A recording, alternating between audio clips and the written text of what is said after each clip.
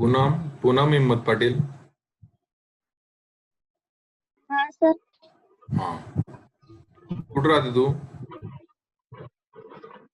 अमळते. अमळतेला range चांगली आहे? हो सर. रेंज चांगली आहे ना? माझा आवाज येतो ना चांगला?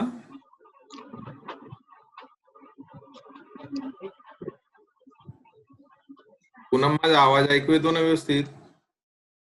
हो येतोय सर. आज नाही ग, मागच्या लेक्चरला. हो सर ऐकू येतो ना. हो, स्क्रीन व्यवस्थित दिसतो? हो. हा, ते कारण मला समजत नाही ना तुम्हाला काय प्रॉब्लेम आहे किंवा तुम्हाला काय अडचण आहे, मला काहीच समजत नाही इथे बसून. त्याच्यामुळे मग हो. एकेकाला कधीतरी विचारत जाईल असं. सुरुवातीला हे सगळे जॉईंट होतात हो. पर्यंत. हम्म. ठीक आहे ठीक आहे.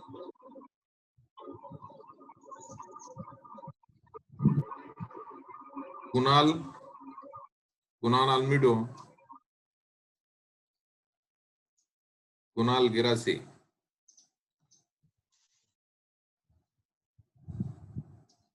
हॅलो कुणाल.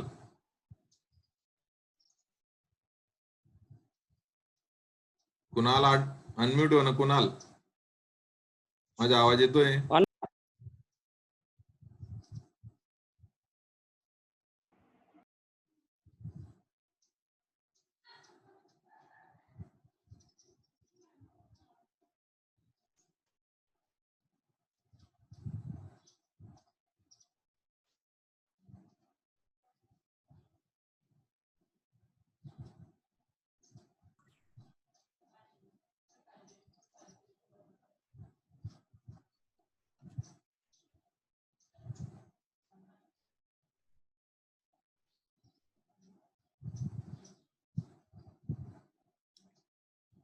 कुणाल.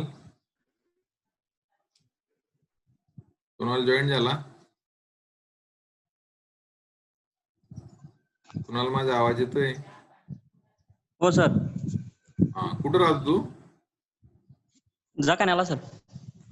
जकाण्याला रेंज आहे का चांगली? हो सर चांगली. माझा आवाज येतो ना व्यवस्थित? हो सर येतो सर, क्लिअर येतो. समजतंय व्यवस्थित? हो समजतं सर. बर, ठीक आहे ठीक आहे. गायत्री ईशी.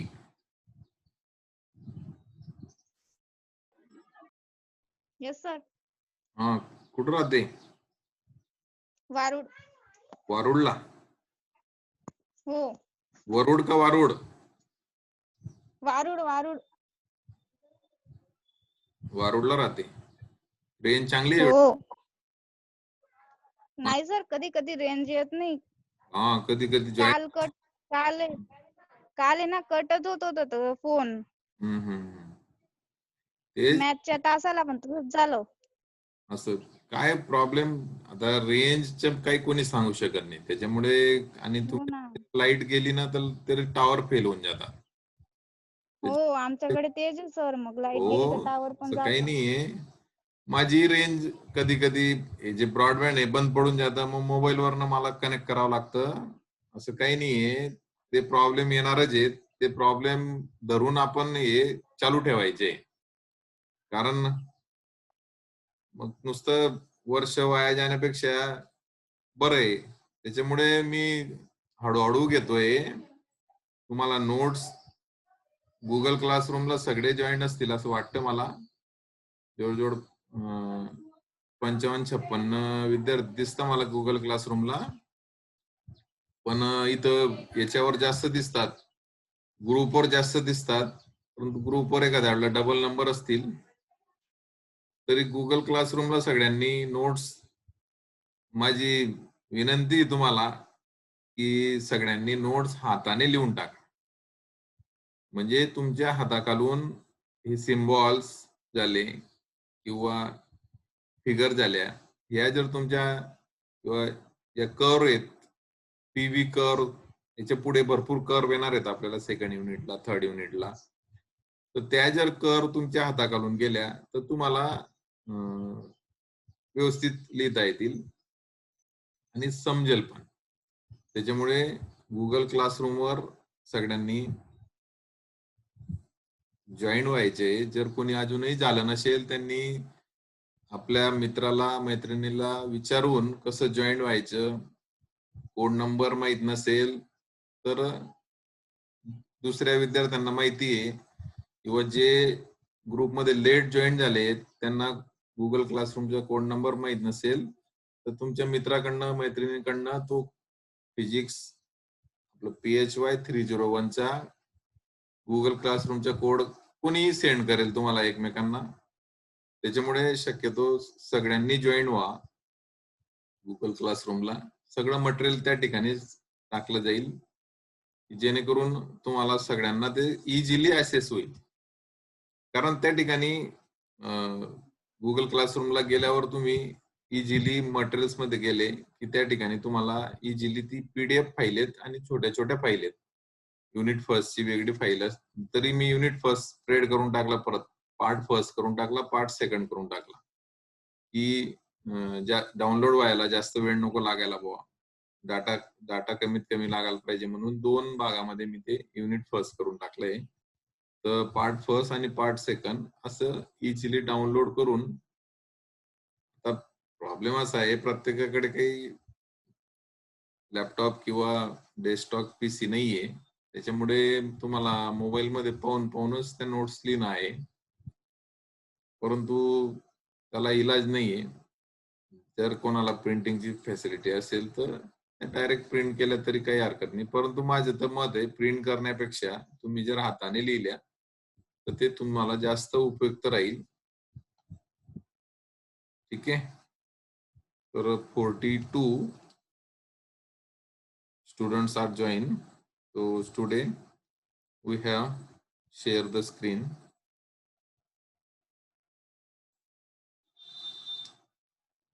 चॅट बॉक्स मध्ये सगळ्यांनी आपली प्रेझेंटी टाकून द्यायची आहे.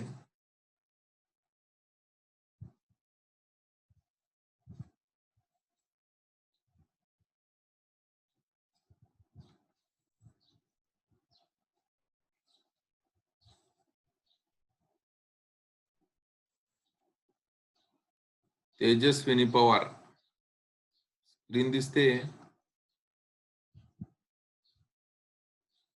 तेजस्विनी अनम्यूट हो.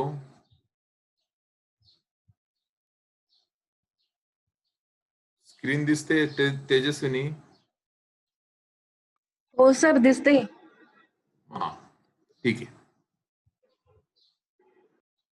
तर आपण काल various types of thermodynamic processes पाहत होतो. 4 प्रोसेसेस आहेत.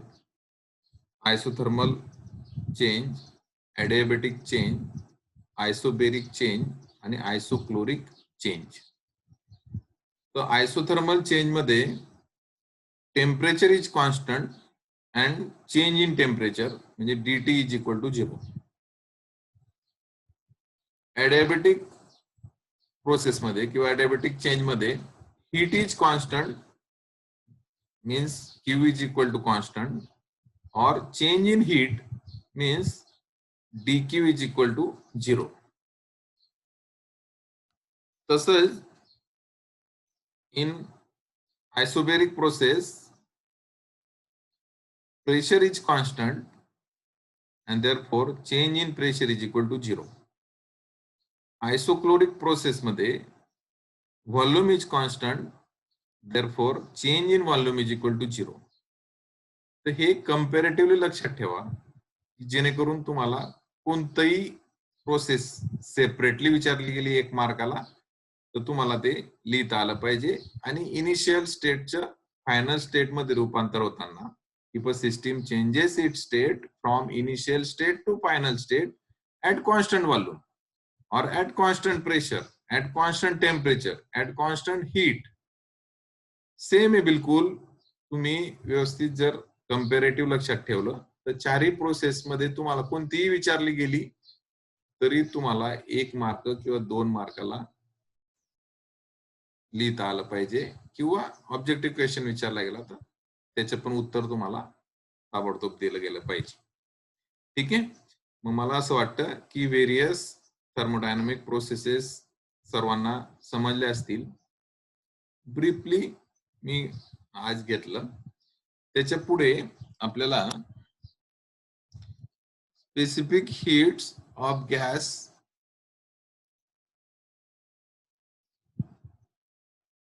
आज आपण घेणार आहे. The specific heat capacity is defined as the quantity of heat required. The specific heat capacity.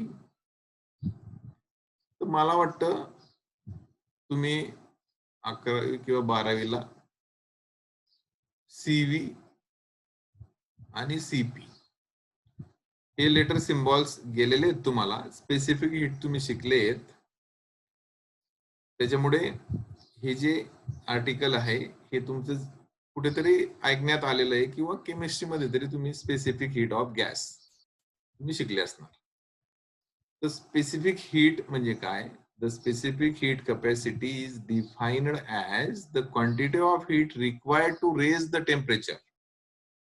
The quantity of heat required to raise the temperature of 1 kg of gas by 1 degree Kelvin. 1 degree Kelvin म्हणजे किती degree centigrade? 273 degree kelvin म्हणजे 1 degree centigrade. बरोबर. तर आपण kelvin मध्ये conversion करतो. 1 डिग्रीचे जर केल्विन मध्ये कन्व्हर्शन केलं आपण किंवा 23 डिग्री रूम टेम्परेचर असेल 23 प्लस 273 ऍड करतो आणि ते केल्विन मध्ये लिहितो. तर the quantity of heat required to raise the temperature, the quantity of heat required to raise the temperature of 1 kilogram 1 kg of gas by 1 degree Kelvin. 1 kilogram gas हा 8 degree केल्विनला heat required to raise the temperature. तर साधं आहे की heat raise केली म्हणजे heat increase केली म्हणजे काय? टेम्परेचर इन्क्रीज होतं.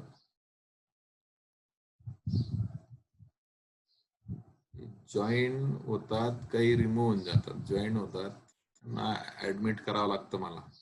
थोडस डिस्टर्बन्स येतो. ठीक आहे. तर experiment shows that the temperature rise of liquid water due to heat transfer to the water is given by. हा स्पेसिफिक फॉर्म्युला आहे. वॉटर घेतला आपण, त्या वॉटरला हीट प्रोड्यूस केली तर हीट ट्रान्सफर होते. वॉटर सुरुवातीला रूम टेम्परेचरला असतं. जसं आपण गॅसवर ठेवलं वॉटरला तर त्याचं टेम्परेचर हळूहळू हळूहळू वाढतं आणि after some time they gets boil. तर the temperature rise of liquid water due to heat transfer to the water is given by, तो फॉर्म्युला आहे हीट कॅपिटल क्यू म्हणजे काय घेतो आपण letter symbol heat is equal to small m into C T2 minus T1. हा formula आहे. हा महत्वाचा फॉर्म्युला आहे. हा स्पेसिफिक हीट साठी महत्वाचा फॉर्म्युला आहे. Q is equal to MC T2 minus T1 where Q is the heat transfer to the water. वॉटरने आपण वॉटरचं टेम्परेचर वाढवलं म्हणजे वॉटर काय करतं, ती जी हीट आहे ती हीट ऍब्सॉर्ब करून घेतं. म्हणून त्याला आपण Q म्हणतो. Q is the heat transfer to the water. Small m is the mass of water. जे वॉटर घेतलं असेल त्याचे जे मास असेल ते mass of water. T2 minus T1 is the temperature difference. म्हणजे सुरुवातीला वॉटर हे रूम टेम्परेचर असेल आणि तुम्ही त्याला हिटिंग केल्यानंतर त्याचे जे टेम्परेचर असेल ते final temperature minus initial temperature is the temperature rise of water. T2 minus T1 म्हणजे काय? टेम्परेचर मध्ये कितीने राईज केलं तर इनिशियल टेम्परेचर त्याच्यातून वजा केलं, फायनल टेम्परेचर मधून इनिशियल टेम्परेचर वजा केला, तर तो T2 minus T1. Capital T आपण टेम्परेचरला लेटर सिम्बॉल घेतो, ठीक आहे, आणि C is the specific heat. मग स्पेसिफिक हीट आपल्याला या ठिकाणी काढायची. तर आपल्याला स्पेसिफिक हीट काढण्यासाठी हा फॉर्म्युला लागतो, Q is equal to MC T2 minus T1. जर तुम्हाला हीट ऍब्सॉर्ब बाय वॉटर माहिती असेल, मास ऑफ द वॉटर माहिती असेल, initial temperature of the water, final temperature of the water माहिती असेल, तर C ची व्हॅल्यू काढता येईल. ठीक आहे. तर in general, the value of specific heat C depends on the substance in the system. तर स्पेसिफिक हीट हे प्रत्येक सबस्टन्सला वेगवेगळे असणार आहे. वॉटरचं साधी तुम्हाला माहिती आहे, वॉटरचं बॉइलिंग टेम्परेचर वेगळं आहे, मेल्टिंग टेम्परेचर वेगळं आहे. तसंच दुसरं लिक्विड घेतलं, केरोसिन घेतलं, तर केरोसिनचं मेल्टिंग टेम्परेचर वेगळं आहे, बॉइलिंग टेम्परेचर वेगळं आहे. तर प्रत्येक सबस्टन्स जो आहे त्या सबस्टन्स बरोबर तुमची जी स्पेसिफिक हीट ती चेंज होणार आहे. In general the value of specific heat depends on the substance in the system. System म्हणजे काय, आपण वॉटर एखाद्या स्पीकर मध्ये घेतलं वॉटर, म्हणजे ती त्याची सिस्टीम झाली.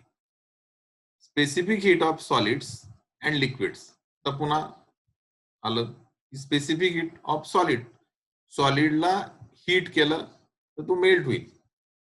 पुन्हा कंटिन्युअसली हिटिंग चालू ठेवलं सॉलिडला तर तो मेल्टिंग झाल्यानंतर तो वेपर स्टेट मध्ये जाईल.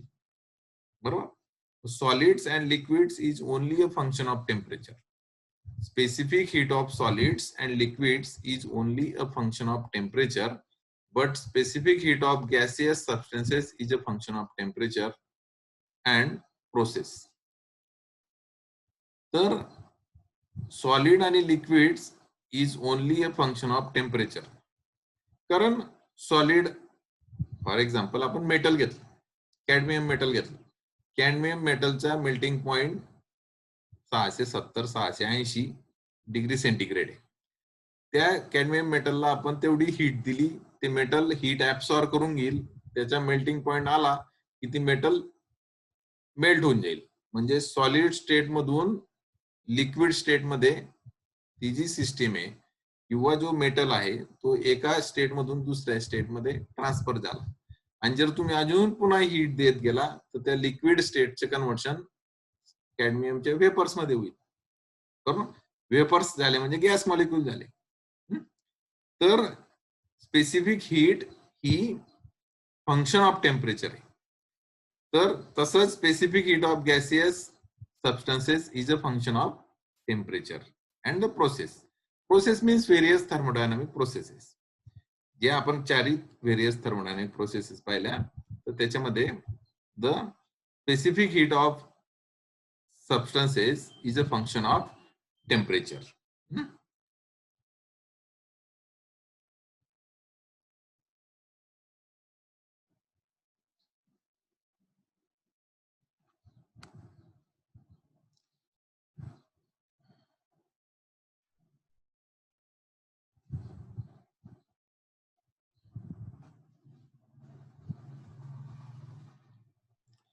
तर पुढचे जे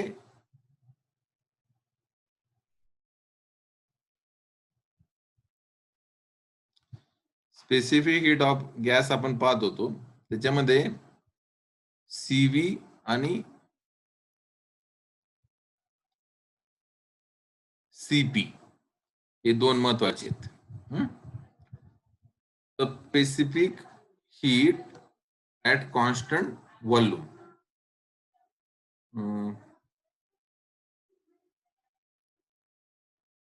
गायत्री काय सर? स्क्रीन व्यवस्थित दिसतंय? हो सर, दिसते. Specific heat at constant volume दिसतंय बरोबर? हा सर, दिसतंय. ठीक आहे. तर specific heat at constant volume is the change of specific internal energy.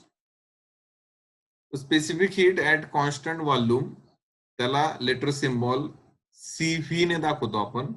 C capital पाहिजे आणि त्याच्या पायाला सफिक्स व्ही पाहिजे. बरोबर. The specific heat at constant volume is the change of specific internal energy with respect to temperature when the volume is